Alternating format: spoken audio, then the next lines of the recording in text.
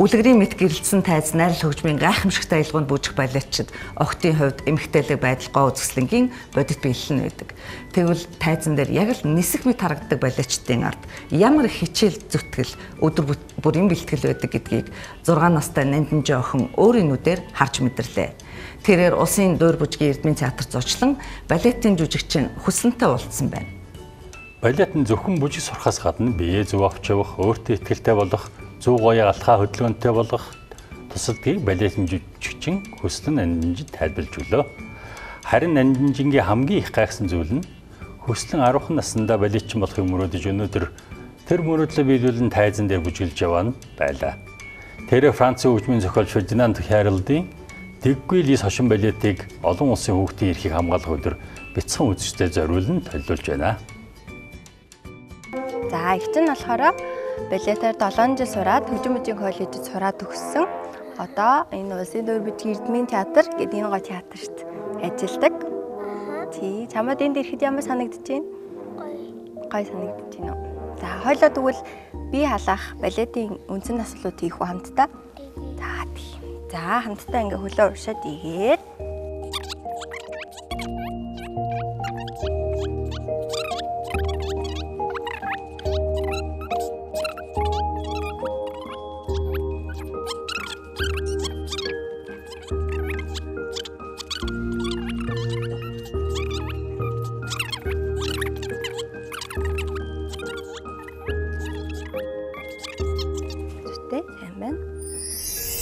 Найзуудаа Хүслэнаа 20-30 найзуудтайгаа дүүнэртэй тоглож үзүүлэхэд бэлдэж байна.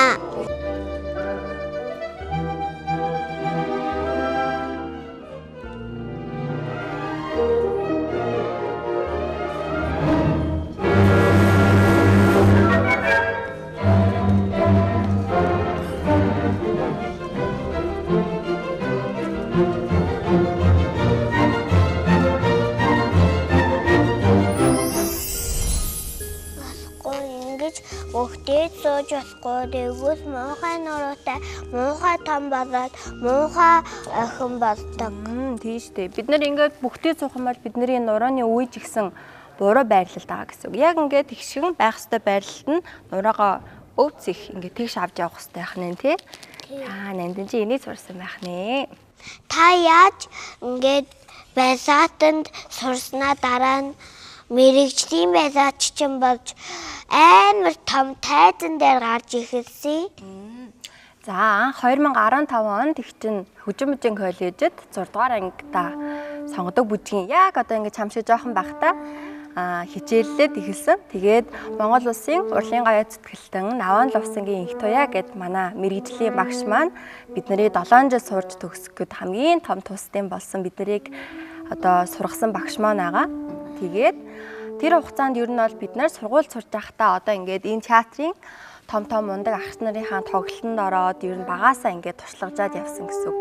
Тийм. Тэгэхээр хамгийн анхны яг балетаар оролцсон тайз маань бол 2015 онд сургуульд ороод тийм мэрэгжлийн 1-р ангид байхдаа оролцож исэн тоглолт байгаа. Та хамгийн дуртай хөдөлгөөнөө зүүдчихсэн үү?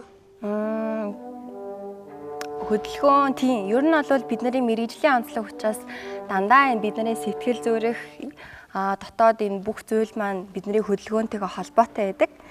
Яг чамшиг би бол дуртай балетаа, дуртай хөдөлгөөнөө бодоо зүүдэлж исэн үе зөндөө байгаа. Чи бүр тэгж зүүдэлж исэн үү? За яа зүүдэлсэн? Би балетаа хийгээд сууснаа маш мундаг болж болоогууд нэмэгдэжээ гэж зүүдэлсэн. Ямар гоё юм бэ те. Тэгвэл тархин дотроо сэтгэл зүрхэндээ тэгэж их хүссэн учраас зүүдэнд нь хүртэл орсон байж тээ тийм үү? Би сууж өмнө нь чадахгүй, бэ сууж чаддаггүй байсан. Ингээ бэ суухаар нөгөө арцын хөлөө ингээд нугас чадахгүй байсан. Тэгээд одоо харин нугасгүй яагаад сурсан? Цэг сууж сурсан байх нь тий. Тий. За. Та вэштэй 10 настайгаас балет хийж сурж байхдаа хэцүү байсан уу? Эгчт нь хэцүү үе байсан зөндөө байсан. Би өөрийн биеэр анх удаа том тайзан дээр гарч үзлээ. Хүстэйнаа 10 настайгаас энэ том тайзан дээр гарахын тулд хичээж хөдөлмөрсөн. Үнэн ч тууштай юм бол өргөж хүсэлтэй биелэж